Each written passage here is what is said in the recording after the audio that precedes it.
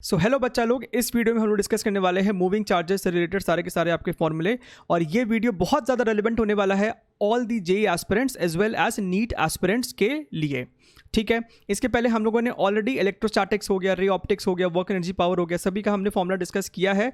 सभी अपलोडेड है, लिंक आपको नीचे मिल जाएगा और सबका पीडीएफ भी उनके डिस्क्रिप्शन बॉक्स में अटैच्ड है। और इस वीडियो का भी आपको पीडीएफ इसी के डिस्क्रिप्शन बॉक्स में मिलेगा। But still I always say कि आप इस वीडियो को सुने, आपको ज़्यादा क्लैरिटी से समझ में आएंगी चीज़ें। ठीक है, तो यहाँ पे हम लोग वो सारे फॉर्मूलेस को डिस्कस करेंगे which is related to moving charges. यानी कि जब चार्ज मूव कर रहा है तो बेसिकली करंट फ्लो कर रहा है, तो उस करंट कैरिंग के कारण आपका फील्ड कैसा कैसा प्रोड्यूस हो रहा है। और अगर आपका कोई मूविंग चार्ज किसी मैग्नेटिक फील्ड में है तो उस पर फोर्स किस तरीके से लग रहा है। तो चलिए शुरू करते हैं हम लोग। तो यहाँ आपके सामने सबसे पहला जो है, सबसे पॉपुलर है अपना बायोट-सैवर्ट्स लॉ। इसमें हम लोग ध्यान से देखिए, दो सिचुएशन को हमको ध्यान में रखना है। एक है आपका, ये तो हो गया करंट कैरिंग कंडक्टर है, एक बहुत छोटे से डीएल लेंथ के लिए जो आर दूरी पे मैग्नेटिक फील्ड होता है वो इस तरीके से आपको दिया जाता है। ठीक है, ये आपको वेक्टर फॉर्म हो गया इसका। अब यहाँ पे आपको ध्यान ये रखना है कि जो मैग्नेटिक फील्ड का डायरेक्शन है that is given by DL cross R. अब ये डीएल का डायरेक्शन क्या होगा, तो डीएल वेक्टर का डायरेक्शन होगा along the direction of current flowing. Current ऊपर जा रहा है तो डीएल वेक्टर भी आपका ऊपर की तरफ होगा। यहाँ पे आपको म्यू नॉट क्या है आप जानते हैं सभी कोई, परमिएबिलिटी ऑफ फ्री स्पेस, इसकी वैल्यू भी आपको ध्यान में रहनी चाहिए। ठीक है, अगर आपके पास सिर्फ एक चार्ज मूव कर रहा है विद सम वेलोसिटी v, फिर आपसे किसी आर वेक्टर दूरी पे मैग्नेटिक फील्ड पूछ रहा है, तो आपको इसका भी फॉर्मूला पता होना चाहिए। बच्चों को जनरली ये वाला फॉर्मूला नहीं पता होता है, इस पे भी पहले आपको मेंस में सवाल आ चुका है, तो ये उसका फॉर्मूला है। ठीक है, चलिए आगे बढ़ते हैं। फिर अपना आता है field due to current carrying straight wire. Right, अब स्ट्रेट वायर में भी आपके पास ये फाइनाइट लेंथ हो गया। राइट, तो यहाँ पे आपको कंप्लीट डायग्राम के साथ फॉर्मूला दिया है, आपको इसी डायग्राम के हिसाब से फॉर्मूला याद होना चाहिए। हमने θ1 θ2 ऐसा लिया है। d is the perpendicular distance from the wire. Right, तो इस पॉइंट पे आपको फील्ड कितना है। अब यहाँ पे फील्ड का डायरेक्शन आप लोग कैसे निकालते हो, तो राइट हैंड थंब रूल का इस्तेमाल करके।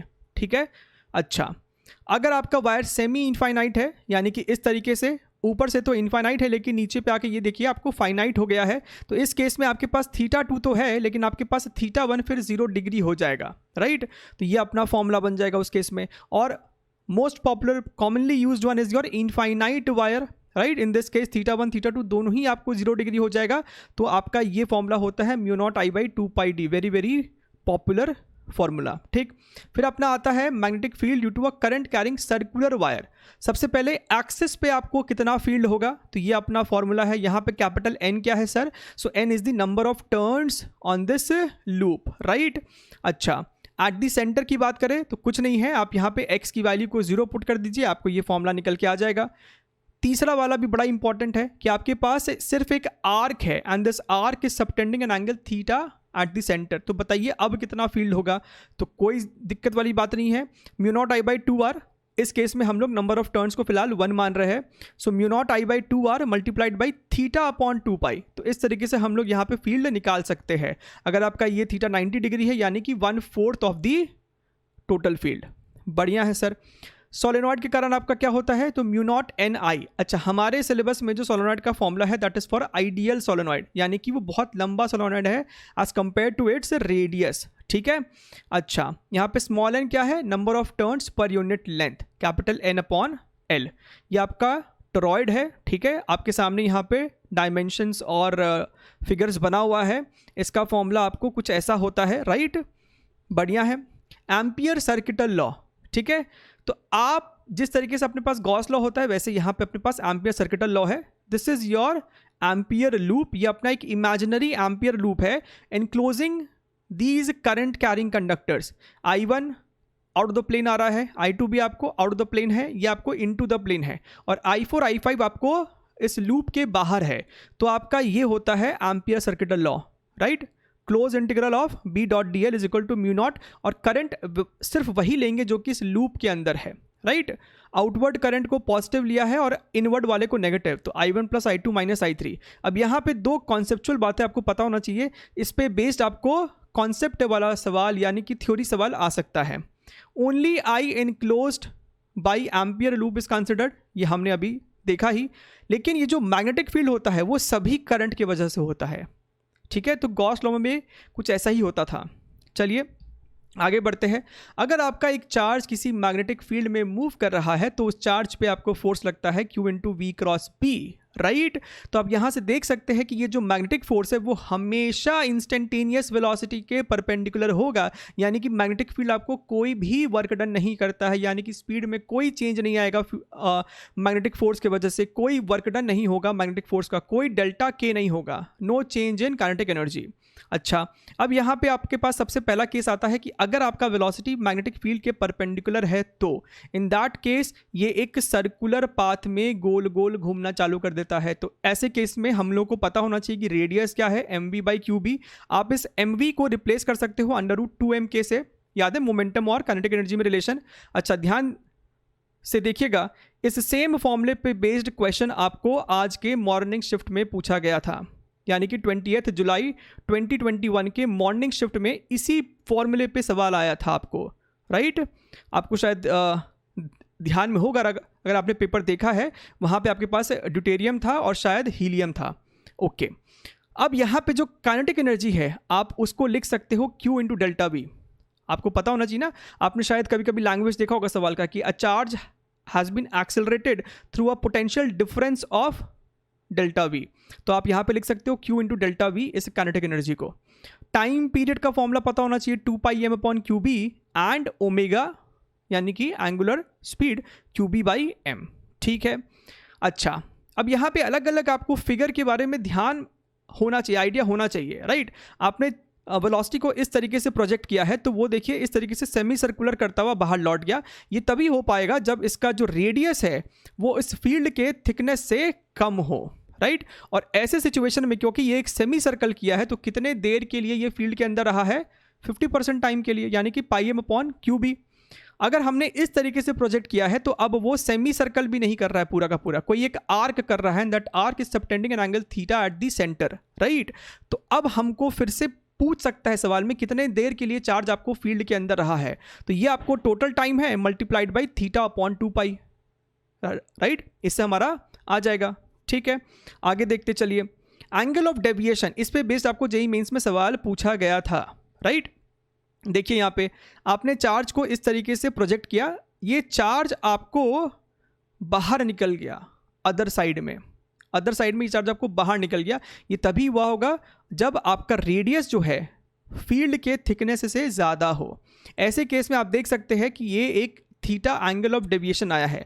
Bye geometry you can see कि ये भी एंगल थीटा होगा और ये एंगल भी थीटा होगा। This is the centre of this arc, right. तो ट्रिग्नोमेट्री का यूज़ करके हम पता कर सकते हैं कि एंगल ऑफ डेविएशन कितना है, राइट।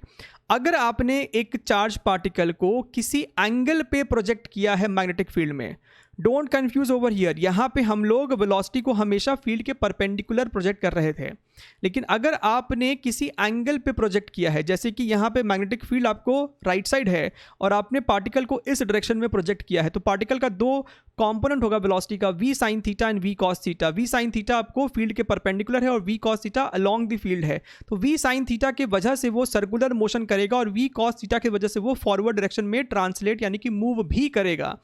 ऐसे केसेस में आपको अब जो रेडियस होगा that is mv sin θ/qb, time period वही रहता है और एक नया टर्म जुड़ जाता है आपके जीवन में, दैट इज योर पिच, यानी कि एक टाइम पीरियड में वो कितना ट्रांसलेट किया है। Pitch is basically horizontal speed यानी कि v cos θ multiplied by time period. बढ़िया है। स्पेशल केस यहाँ पे एक और आपको ध्यान रखना चाहिए कि अगर आपके पास इलेक्ट्रिक फील्ड मैग्नेटिक फील्ड दोनों है लेकिन दोनों म्यूचुअली परपेंडिकुलर है, एट द सेम टाइम आपने जो वेलोसिटी दिया है चार्ज को वो वेलोसिटी भी इलेक्ट्रिक फील्ड और मैग्नेटिक फील्ड के परपेंडिकुलर है, ठीक है। ऐसे सिचुएशन में एक कंडीशन डेवलप हो सकता है कि आपका चार्ज अनडेविएटेड मूव करे।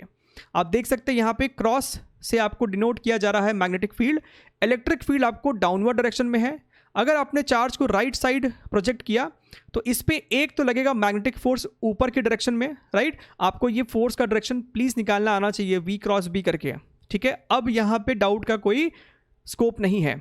अच्छा, और इलेक्ट्रिक फील्ड की वजह से इस पे इलेक्ट्रोस्टैटिक फोर्स लगेगा Fe नीचे की तरफ। अगर ये दोनों फोर्स मैग्नीट्यूड में बराबर हो जाए तो चार्ज आपका अनडेविएटेड राइट साइड ट्रैवल करेगा। और ये कब होगा? जब इलेक्ट्रोस्टैटिक फोर्स आपको मैग्नेटिक फोर्स के बराबर हो जाएगा। सो अगर आपने वेलोसिटी एग्जैक्टली E/B का रेशियो को दिया है तो ये अनडेविएटेड जाएगा। तो ये सब चीज़ें आपको पता होनी चाहिए, ठीक है। Force on a current carrying conductor in a magnetic field. सबसे स्ट्रेट फॉरवर्ड फॉर्मूला है कि अगर आपके पास एक वायर है जिसमें करंट फ्लो कर रहा है, वायर का लेंथ मान लीजिए L है, तो इस पर्टिकुलर सिचुएशन में जहाँ पे मैग्नेटिक फील्ड वायर के परपेंडिकुलर है, इन दैट केस इस पे जो फोर्स लगेगा इट इज सिंपली ILB, और फोर्स का डायरेक्शन हम निकाल सकते हैं बाई L क्रॉस B। ठीक है, अब सर L वेक्टर का डायरेक्शन क्या होगा? अगेन करंट के डायरेक्शन के अलॉन्ग ही आपका L का डायरेक्शन होगा। ठीक है, सो L क्रॉस B आप डायरेक्शन निकालेंगे तो इस फिगर में लेफ्ट की तरफ आएगा। ठीक है, अगर आपके पास एक क्लोज लूप है राइट, और उस क्लोज लूप में कोई भी करंट फ्लो कर रहा है, बट द कंडीशन इज कि यूनिफॉर्म मैग्नेटिक फील्ड होना चाहिए सराउंडिंग में, इन दैट केस उस क्लोज लूप पे हमेशा नेट फोर्स 0 लगेगा। आपके पास पैरेलल वायर्स है, पहला कंडीशन है कि दोनों वायर में करंट सेम डायरेक्शन में है, यानी कि पैरेलल करंट है। इन दैट केस ये दोनों वायर एक दूसरे को अट्रैक्ट कर रहे होंगे। फॉर्मूला आपको ये हो जाएगा, इस वायर के L लेंथ पे कितना फोर्स लग रहा होगा, ये उसका फॉर्मूला है। ठीक है, निकालते कैसे है, तो इस वायर की वजह से इस वायर के क्रॉस फील्ड कितना है और फिर लगाइए ILB राइट। अगर आपका करंट एंटी पैरेलल है तो ये दोनों एक दूसरे को रिपेल कर रहे होंगे। ठीक है, रिपेल कर रहे होंगे। ठीक है, आई होप आपको यहाँ पे चीज़ें ध्यान में है। सेम तरीका इस वाले करंट की वजह से यहाँ पे आप मैग्नेटिक फील्ड का डायरेक्शन निकालिए। अगर आप ध्यान से देखो तो यहाँ पे आपको वो इनटू द प्लेन आएगा और उसके बाद आप ILB कीजिए। बढ़िया है। अच्छा, मैग्नेटिक मोमेंट, आपके पास कोई करंट कैरिंग लूप है, उसके वजह से मैग्नेटिक मोमेंट दिया जाता है NI इंटू एरिया वेक्टर। ठीक है, अब ध्यान से देखिए यहाँ पे N क्या है, नंबर ऑफ टर्न्स करंट, और एरिया वेक्टर तो आप जानते हैं। मैग्नीट्यूड की बात की जाए तो इस पर्टिकुलर सिचुएशन में ये πr² हो जाएगा राइट। अब सवाल उठता है कि सर इस M वेक्टर का डायरेक्शन कैसे डिसाइड करेंगे? सो बेस्ट तरीका होता है direction of M using right hand thumb rule. यहाँ पे करंट आपका जिस तरीके से घूम रहा है, आप राइट हैंड थंब रूल का इस्तेमाल कीजिए, थंब आपका ऊपर की तरफ पॉइंट करेगा, यानी कि मैग्नेटिक मोमेंट आपका ऊपर की तरफ आना चाहिए। ठीक है, टॉर्क ऑन लूप, एक लूप है जिसमें करंट फ्लो कर रहा है और वो एक मैग्नेटिक फील्ड में रखा हुआ है, तो उस पर टॉर्क कितना लगता है, M cross B। Similar formula है इलेक्ट्रोस्टैटिक डाइपोल वाला ही। पोटेंशियल एनर्जी कितना होगा, तो -m.b राइट। यहाँ पे भी आपके पास स्टेबल अनस्टेबल इक्विलिब्रियम का अलग अलग सिचुएशन है, आप देख सकते हैं इसको यहाँ पे। फोर्स ऑन लूप, यहाँ पे ध्यान से देखिए, ये एक इंटरेस्टिंग फॉर्मूला है और इस पर बेस्ड जेईई मेंस में सवाल पूछा जा चुका है पहले भी। एक लूप है जिस पे आपको फोर्स निकालना है, लेकिन अभी अभी हमने यहाँ पे देखा था कि अगर आपका क्लोज लूप किसी यूनिफॉर्म फील्ड में है तब तो नेट फोर्स 0 होता है, लेकिन अगर आपका फील्ड नॉन यूनिफॉर्म हो, in that case net force 0 नहीं होगा, कुछ नेट फोर्स आएगा। अब हमें जो सवाल पूछा जा सकता है वहाँ पे आपका जो फील्ड का वेरिएशन होगा ना वो बहुत छोटा होगा। इन दैट केस आप इस फॉर्मूले को इस्तेमाल कर सकते हैं। आपको फील्ड का वेरिएशन फंक्शन दिया हुआ होगा तो आप dB/dx करके उस लूप के मैग्नेटिक मोमेंट से मल्टीप्लाई कर देंगे, आपको फोर्स निकल के आ जाएगा। ठीक है, सो आई होप आपको यहाँ तक चीज़ें समझ में आई है, and this was a very quick revision on this particular topic, and that is how you revise the topic, that is how you make the notes. I hope आपको अच्छा लगा होगा, तो पक्का से इस चैनल को सब्सक्राइब कीजिएगा, और भी वीडियोज़ आएंगे राइट। तब तक के लिए टेक केयर, बाय बाय।